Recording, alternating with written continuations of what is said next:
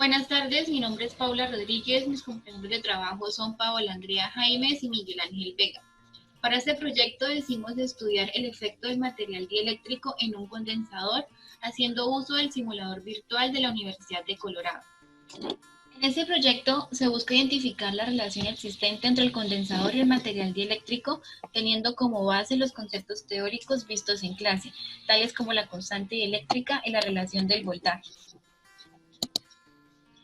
En la industria los capacitores son muy conocidos los materiales dieléctricos gracias a sus diversos usos. Uno de estos usos es separar las placas metálicas. Esto tiene varias funciones como dar soporte mecánico al sistema.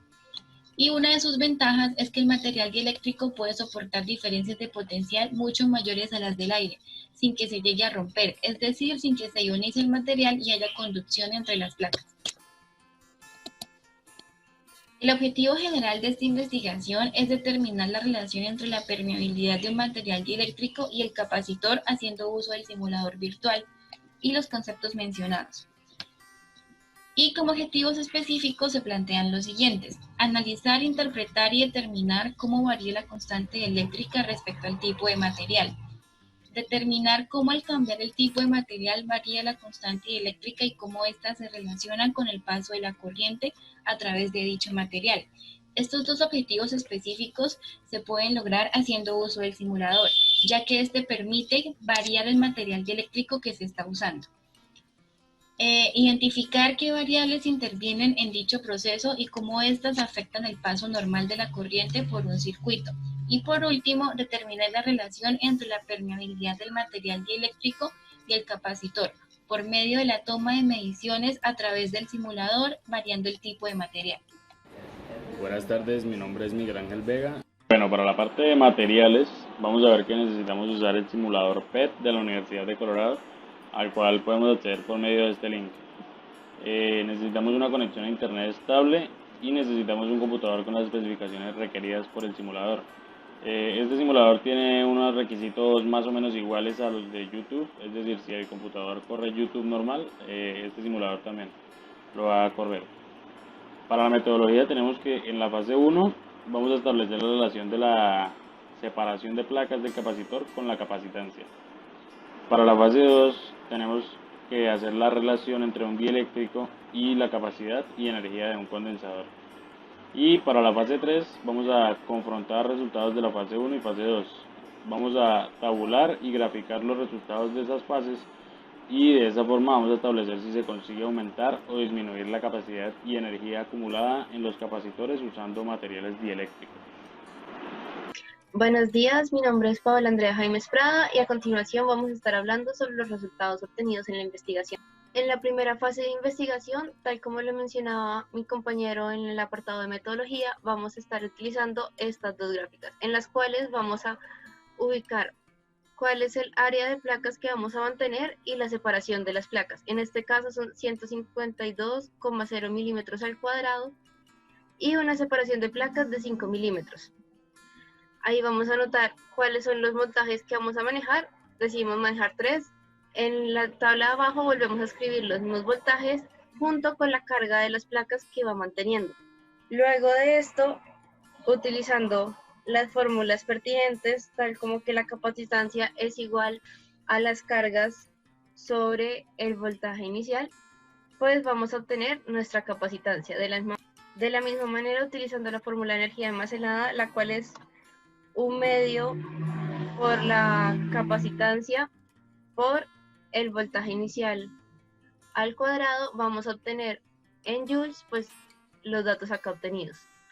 Luego, para la fase número 2 utilizaremos las tablas que se encuentran en la parte derecha de la pantalla. Aquí escribiremos la constante dieléctrica, la cual está en el centro. Esta se caracteriza por ciertos materiales, entonces podemos estar usando acá teflón, papel, vidrio, y la número 5 no definimos un material como tal, sino era la máxima constante eléctrica que se podía usar en el simulador, así que decidimos usar esta. De la misma manera que en las tablas pasadas, encontramos las capacitancias y las energías almacenadas mediante el uso de fórmulas. Luego de esto podemos llegar a las conclusiones. Primera, que se observa un aumento en la capacitancia al colocar cualquier material dieléctrico entre las placas del condensador. Esto lo podemos ver acá haciendo una comparación entre la primera tabla y las últimas tres, donde tenemos que el voltaje del 225, de 0,225, tiene una capacitancia de 2,69 por 10 a la menos 3 Fahrenheit. Entonces, si nos vamos en la tabla del voltaje del 225, vemos como su capacitancia ha aumentado al ya ser ahora por 10 a la menos 12 Fahrenheit. Es decir, pues tenemos una décima más alta a comparación de las anteriores. Y eso se puede observar en las diferentes tablas si hacemos las comparaciones. Segunda conclusión, a mayor constante eléctrica tenga un material ubicado entre las placas, la capacitancia y la energía almacenada van a empezar a aumentar.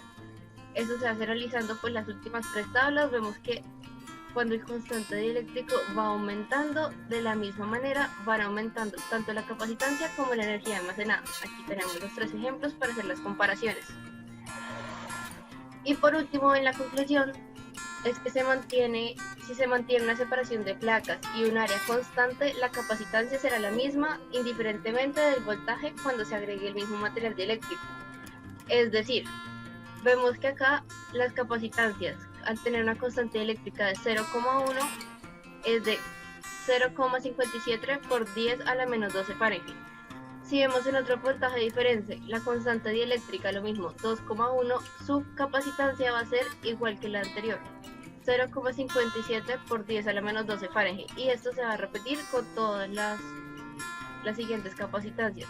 Es decir, que si mantenemos un área de placas de igual y una separación de placas igual, vemos que las variables más importantes serían la separación del área.